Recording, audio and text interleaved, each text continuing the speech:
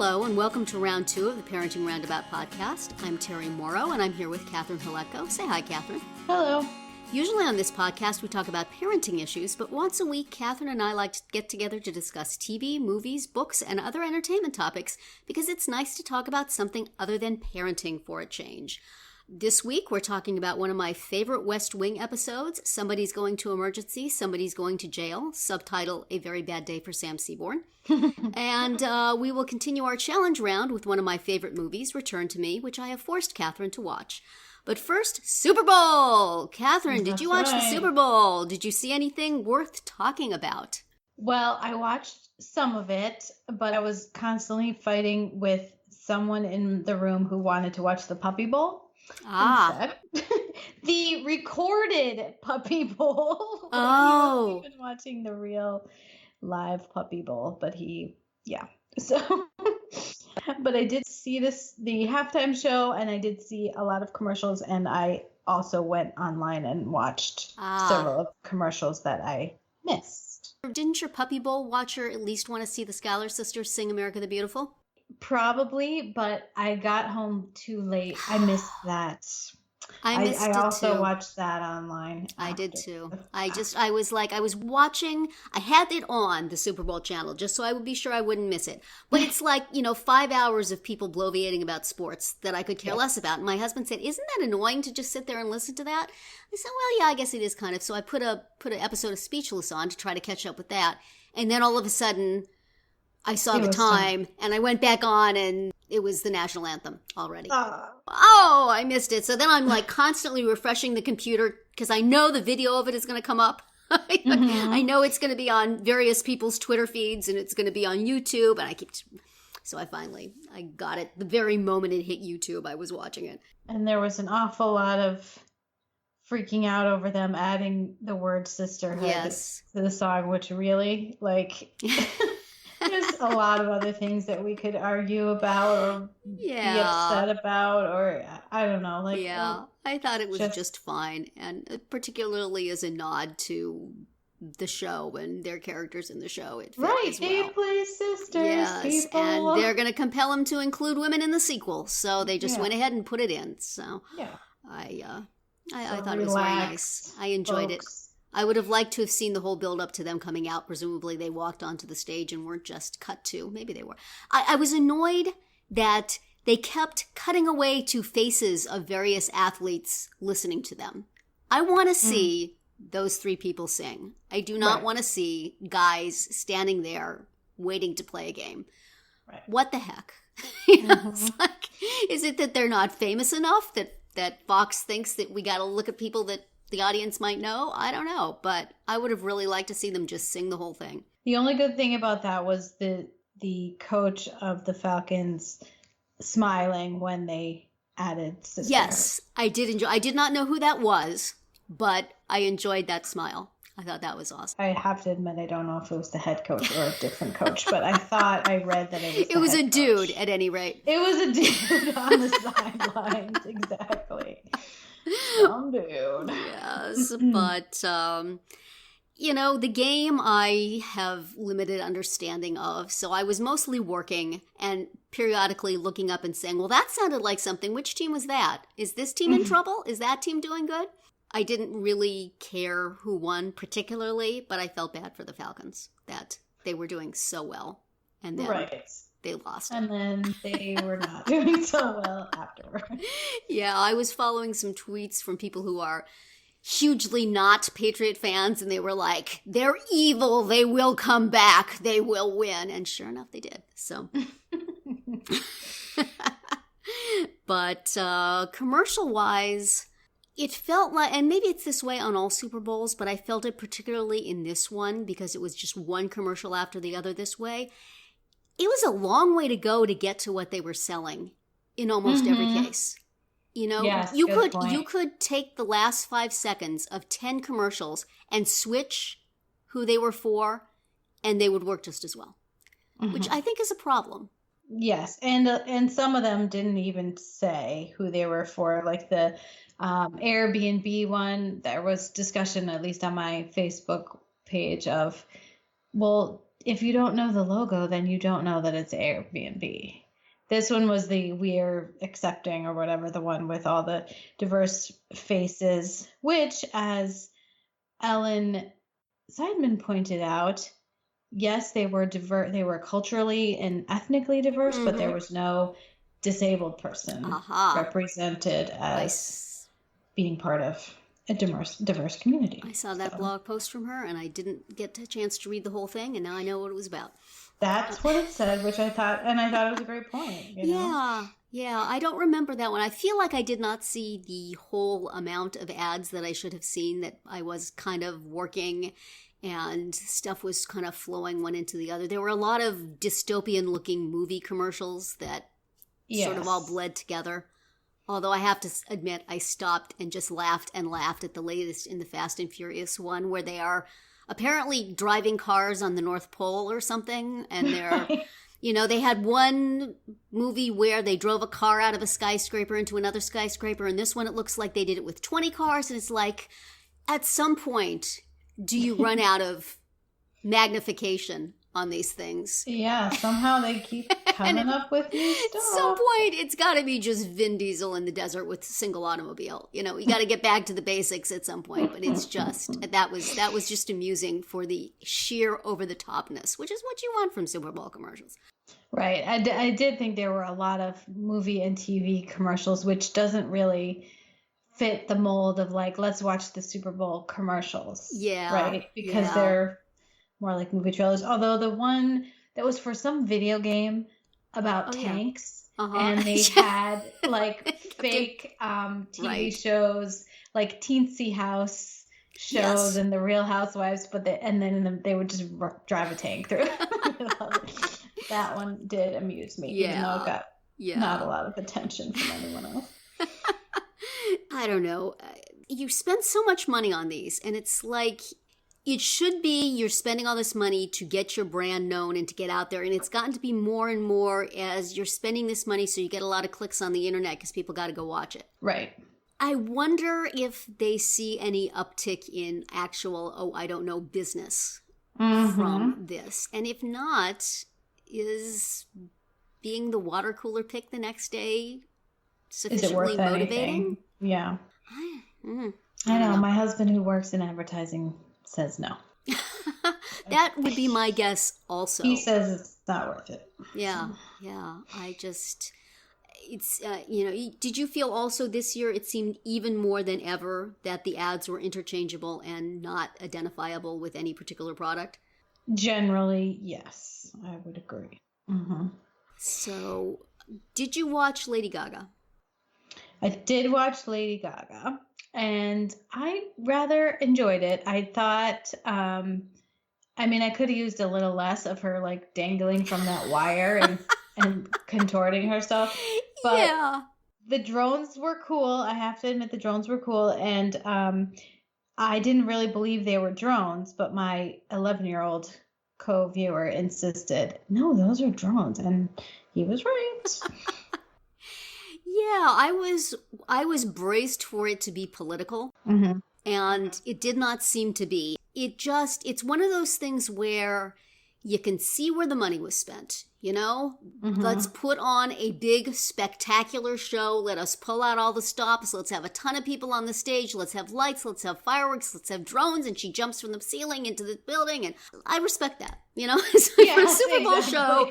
That's what you want. And I think she did a super job of that. Yes. And I think any political statement she made was by singing This Land Is Your Land. Yes. I saw that at the opening and I thought, well, this is interesting and I have a feeling I know where this is going to go. But it didn't go there. So, not stating any politics one way or the other, just that I would like to be able to sometimes just relax and consume entertainment as entertainment. Right. I do not have high hopes about the Oscars this year on that note. Yeah, I wouldn't. And some of these commercials, you know, there were certainly some commercials that were playing on the political mood of the moment. Right. And I always wonder about that because you're going to win some hearts and minds doing that. You're going to win some business, but you are also going to lose some business. Right. Presumably they want the money of everybody. Wouldn't you want to just, you know, if you have a choice between doing it and not doing it. But obviously, a lot of this advertising is not directed in a traditional advertising kind of way. Right. It's who's going to be talking about it the next day. Mm-hmm. So for that, those work very well. Yes. Yes, they did. I liked the one, the equal pay one, which was Audi, with the girl in the race car. I did not see that one, but I heard about it ahead of time. I thought it was, it was another one of those ones where you're just watching the whole thing going like, what's going to happen? What's going to happen? What is this for? Which was, never stated until the very end when they said, put their logo up and said, like, we believe in equal pay for equal work or something like that. But could it also have been like Doritos? I bet Doritos believes in equal pay for equal work. Well, yeah, but they didn't choose to spend their money that way. But yes, agreed. It was the kind of, you could argue that it had a connection to cars or vehicles because she was in like one of those soapbox derby things. Yeah. But I thought it was good. That one was interesting with the yearbook with all the celebrities in it. Yeah. That was really cool, the way they did that. And I was watching it thinking, this is really clever and this is really neat. But I guess it was eventually for Jeep. It's like that's one that definitely could have been. It was inspirational messages. Right. At the end I thought, holy cow, that must have cost them a fortune to get all those people's involvement and to do all that, whatever animation they did. Right, because they did have all the voices of all those people. So that was pretty cool. Could have had Steve Carell munching Doritos at the end. It would be just as believable. Right.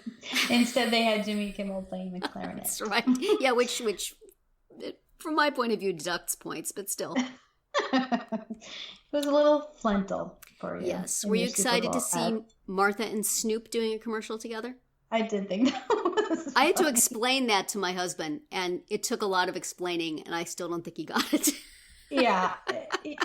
There's a lot of insight. Most people know who Martha is, and so when they keep showing her with like, lamb chops and topiaries and whatever, that makes sense. But why Snoop was there again? Yes. Yeah, that was difficult. People. In first place, let me explain to you who that is. Right. First, you need to know that there's someone named Snoop Dogg. That's right. And they have a show, and it's kind of along these same ironic lines. Never mind. It's over now. Right. We'll just move on. Did you find Ghost Spuds McKenzie disturbing? And who amongst the audience even remembers who that is? Yes, I had to explain to my son, like, well, so a long time ago, there was this commercial and he was in it, but he was a real dog. And he's just looking at me like, okay, I don't know why anyone would do that, but sure. Yeah. Well, hopefully a beer commercial is not actually playing to him, but at the same time, is like the guy who was being led around by Ghost Spuds of an age who would remember Spuds. I remember Spuds was kind of accused of playing to kids. Right. And so maybe people who are of that sort of grungy age now would remember. I don't know. I feel like it was older than that. It was weird and it was long. Mm-hmm. Well, so many of them were really long. Yeah. I think. Yeah. Well, once again. Super Bowl. It happened. It happened. It's done for another year. Many people are unhappy, but a few people are not. But wait, there were now I didn't watch all of the commercials. Just want to make sure. Any dead kids this year? I don't think so. Okay, because that's the one that really stuck in my craw last year was don't bring down the Super Bowl with your dead children. Please. Yes. Okay. I think you're right. I think there were no dead children, so we can all rest. Yes, there was a ghost dog, but no dead children. Right. Phew. Yes, a step up. Well, let's move on from the sad thought of commercials about dead children to a pretty sad, in some ways, episode of The West Wing. Somebody's going to emergency, somebody's going to jail. There is excellent, excellent comic relief in this episode, but to me, whenever I think about it, it's Sam just getting his guts kicked out. And everything about it is done so well, and I just feel so bad for the guy. And basically, he's recently found out that his father has been having an affair for decades, in exactly the same way that Jeremy Goodwin found out his dad had been having an affair for decades in Sports Night. Yes. So that was the thing that you said. That was the thing I was mentioning, yeah. Right. And I was glad they mentioned it on the podcast because it's so direct, such a direct, same plot. Obviously, it's effective. It's So he's already kind of reeling from that and holding it together. And then he has an opportunity to investigate again a case that he wrote about in his thesis. Mm-hmm. Something that he's obviously felt very strongly about for a very long time, that this person who was convicted during the Cold War was in fact not a spy. And then he finds out in absolutely undeniable way that yes, indeed, the guy was a spy, and that, as with his father, everything he had believed turns out to have been a lie. Right. So Twitchy responds by going down into I guess it's the White House mess, and throwing sugar packets into a pot. It's just such a melancholy image. I just love it. And it was fun on the podcast when Rob Lowe was talking about how every one of those tosses was choreographed. It's just not him throwing stuff. It's like, and when I watch it again, knowing that it's like timed with the music to just kind of have that thunk. Right. Which once you start thinking about that show and Aaron Sorkin, and you know that wouldn't be left to chance. The man writes every plink of a sugar packet in a pot. Absolutely true. But especially that scene with Nancy McNally where he goes into the Situation Room and so full of certainty that he even argues with her in a sarcastic way. And then she puts that file in front of him. It's right. This ridiculously huge file with tons of stuff redacted. And, oh man. He knows right away, I shouldn't be seeing this. He knows I shouldn't be seeing this legally, and I shouldn't be seeing this because it will crush everything I've ever felt to be true. Either way, there is no way this works out well for me. Right. And I love Anna Devere Smith's performance in that scene. She doesn't want to do it. She gives him a chance. And then when she has to, Yep, she does it. She brings out the big guns. You insisted, man. I tried to throw you a lifeline, but you insisted. And she's not angry, and she's not... I think she feels a little bit sad that she's going to be crushing his dreams. Exactly, yeah. I think she does. And I think she wishes that he would have just taken her word for it. Right. But that is not to be. So everything from the very beginning of that episode when they're playing the opening to the song New York Minute by Don Henley, and those just about conveniently just past those lines. And then, which is, for those who have not heard the song, where the title of the episode was taken from. Right. And I was very interested to hear on the podcast. I had always wondered did Sorkin just hear that song on the radio one day and think, hey, that's a good title for an episode, and the mood of that song is so heavy, and the idea of everything changing in a New York Minute, which is what happens for Sam twice. And it turns out that is indeed what happened. So I'm happy to know that. It's interesting, there's another, in the last episode of this season, Two Cathedrals. We'll talk about it when we get there. But at the end of that, there is another pop song that is used to hugely wonderful effect, just because, partially because of the lyrics, but also just because of the feel of the music and how it corresponds with what's going on. Right. So it makes me think of that. I don't know that many episodes of The West Wing that benefited from pop music, but these two episodes, not that far apart, really did. So, but anyway, we also then do have the wonderful comic relief of CJ and the Lunatic Map Makers and Toby trying to talk to protesters. I was a little tense with the protesters because he had that cop assigned to him, and I was just kind of waiting for some tragedy to occur. She was just there to be sassy. I know, she was great. But I was nervous. Yeah. Yeah, a lot of flirty Toby in this one between CJ and the cop. But that was amusing. I don't think I had ever quite drawn the parallels between the map makers and the Sam story as they did in the podcast. I mean, there's the line from Donna at the end about not being too sure about longitude and latitude, which always makes me laugh. I like that line. But I had never realized how much of the map thing was nothing is where you think it is. Everything you think you know is wrong. It really is a strong parallel. I don't know why I never quite made that connection.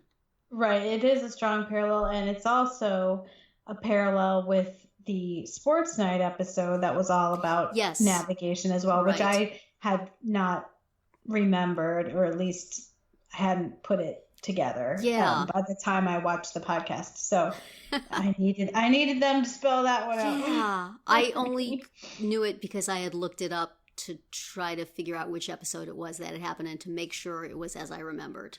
And it was almost exactly the same. Right. So I really enjoyed watching this again. And it's sort of more freestanding than the rest of the season is going to be. But the next one we watch appears freestanding, but stuff starts happening at the end of it that feeds directly into the episode that follows. Whereas this is sort of more by itself. But I liked it. Did you like it? Yeah, I did. And I enjoyed the podcast as usual. I didn't really need so much I almost skipped the whole explanation of free trade, but then once I listened to it, I was like, oh, actually that was pretty interesting.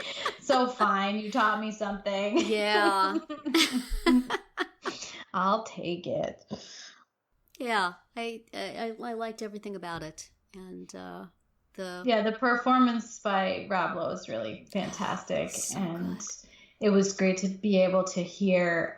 I mean, there were some parts of his appearance on the West Wing Weekly where I was like, okay, buddy, like the man does not have self-confidence problems. Yeah, exactly. I didn't need all that, but still. I was trying to parse from Joshua Molina's tone whether he is respectful and likes him and is happy he came onto the podcast, or whether he thinks he's a big bag of gas. And it could go either way, really, quite frankly. His responses to the questions, it really could go either way. Right. But I think it's also possible that it's both. So yes, that is true. I enjoyed hearing from him, and I think it was nice of him to come on and talk about it. And I thought his story, he had some really interesting stories. Even though they are told by somebody who is a self-confident guy. But then there's nothing wrong with that. You know what? It's a really brutal business. If you can go through it feeling pretty good about yourself, God bless you. Right. A lot of actors do not, as they said, a lot of actors do not present themselves that way. They're, I couldn't possibly watch the stuff I did in there. Whether it's all true or just self-deprecation. Yeah, I feel like you hear that so often, and it's like, really? I don't know. Yeah. So next week the Stackhouse filibuster? Yes, it is. And then things get real after that one. Okay. So, but it's a good episode. It's going to be particularly interesting in light of current events, actually, because as one might guess from the title. There's a filibuster. Mm-hmm. Yeah. Done by a guy named Stackhouse. Okay. For reasons that become clear. Excellent. And it's also, I believe, if I'm remembering correctly, it is one of those folks writing letters episodes, like Dear Louise on Sports Night. Oh, I see. Everything is framed by the letters that people are writing. Mm-hmm. So that's a little different. Okay. For a so we'll look forward to that one for next time. And now we are going to move on to our challenge round. in which I challenged you to watch. This is like a favorites episode for me, because in addition to one of my favorite West Wing eps, we're watching one of my favorite movies, which is Return to Me from 2000, I believe. Co-written and directed by Bonnie Hunt, who also co-stars in it as the best friend of the female romantic comedy lead. And I just love it. I watched it once, and then I watched it again with the commentary on, and I gave some thought to watching it again. But I didn't quite manage. I watched Speechless episodes instead. Okay. To get my mini driver fix. But anyway, what did you think of it? Now, first off, let me ask you, did you at any point when you were watching it said, oh yeah, well, before we do that, spoiler alert for a 17-year-old movie, for which every review I read said what I'm about to say in like the first paragraph. And in fact, if you look it up on IMDb, there's a single sentence which gives this information away. If for some reason you think you're going to watch Return to Me and you do not want to know what I'm going to say, then nice to see ya. Podcast is done. Please come back next week. And then come back and listen to this after you watch the movie. But getting back to what I was saying, at some point watching it, did you say, oh yeah, I remember hearing about this thing where the guy falls in love with the girl who has his dead wife's heart? Did you remember ever hearing about such a movie? Yes, I think very vaguely. But wasn't there also a movie with like Christian Slater? Yeah. Where there was a heart thing happening. So I think I was confused as to which one it was. Yeah. I think that it was not something that was hidden. I think when I saw it the first time, it was introduced as a romantic comedy that has this heart transplant complication. Right. And it was always very clear that that's what the situation was. And it was just a matter of seeing the characters figure it out and how they were going to deal with it. So, and seriously, IMDb, what the heck? Right? Throw us a bone, please. But even then, I was like looking at the reviews. I was looking up some reviews. Roger Ebert and Peter Travers in the Rolling Stone, and they both just lead with that. So pretty much, it's not concealed at all. The DVD box doesn't say anything about it. But I don't think that it was a secret at the time. So did you figure out pretty quickly what the twist was going to be, if you can even call it that? Yes, although I will say that at the very beginning, when they show David Duchovny's character, first he's on the job site, and then he comes home into this amazing brownstone. Yes. And I seriously thought it was a different person, or, he was one actor playing two characters. Or I was like, how is it the same guy? Like, he was just on a construction site with a hard hat, like scruffy. And then he comes in and he's in this like immaculate house and, true. Really expensive looking. Oh, they should have had like across the back of his jacket, architect, just so you would know. Right, because I didn't get it. So interesting. So you thought that was going to be the twist. So I thought that was maybe the twist in some way. Like, you don't know what I thought was going to happen. Interesting. But yes. But once they showed Minnie Driver, and then they showed his wife's character dying. It's like, oh, okay, I gotcha. I bet I know what's going to happen here. Yes. Yes. But I enjoyed it. I loved all of the elderly people.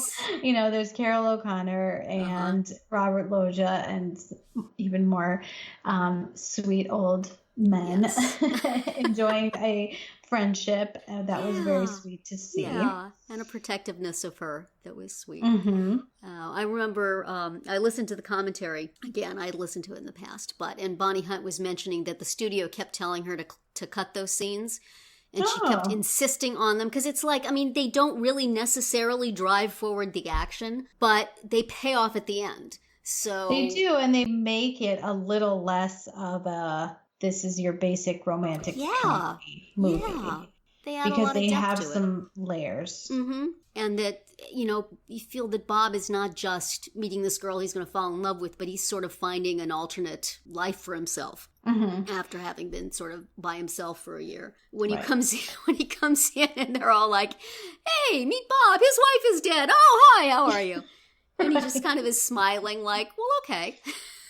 I'll sit down and play cards. It's silly when he first comes back to the restaurant to retrieve his cell phone, and he it has to be like 1 o'clock in the I morning know. because there's no one left in the it's closed Yes. and they're playing cards and whatever. And first of all, do they do that every night at midnight or whenever their last customer leaves?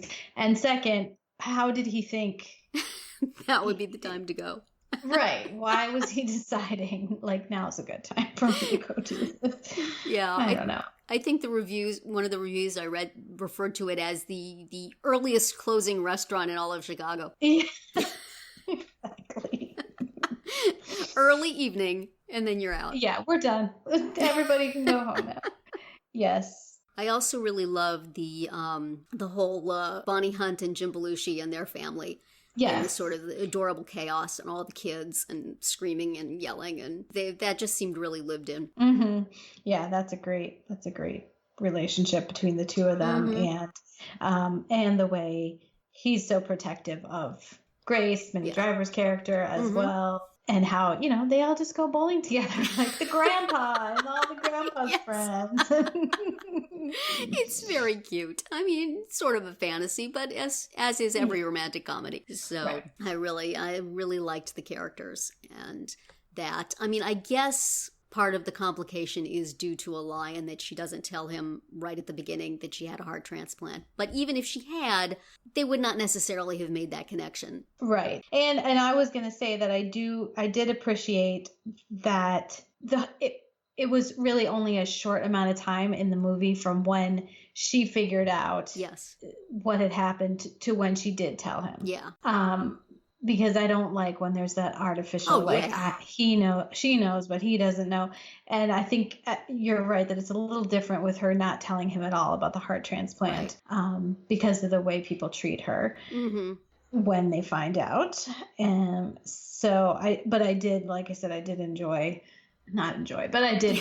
I did approve of the fact that it wasn't like weeks and months going by with them both being in a state of confusion and not being aware of what was actually happening. Yeah. That was, I mean, she could have just gone to Italy and not told him anything, and then he's not understanding why she left. It was very clear. Good communication. Yes, exactly. I mean, which so often is. Yes. That's so often, that's the whole contrivance, and I hate that. I hate that sort of thing. Like, a normal person would have told the truth right now, and then there would have been no more story. But there still was, because once that information is out in the open, you still have to figure out, what are we going to do with this? Yes, how you can possibly deal with it. And it seemed like it did not take all that long to figure out, which was good too. It wasn't like another year went by. Right. Yes. So, I mean, I think they seemed fairly much like real people. And I sort of liked the depiction of something that I think is true, which is that somebody who has been happily married will want to be happily married again. It's not that you're not going to mourn the person you loved forever, but that's what your life, that's the life that you want. So you see a lot of men, especially, I think, get remarried fairly quickly. And that seemed to be really true, I think. I liked his character in this a lot, as just a really decent guy. Decent guy who wants to build a gorilla house, gorilla habitat. Yeah. So I just feel like it's even though that there's a tragic event early on, it's really a feel-good movie. It's really sweet. And funny.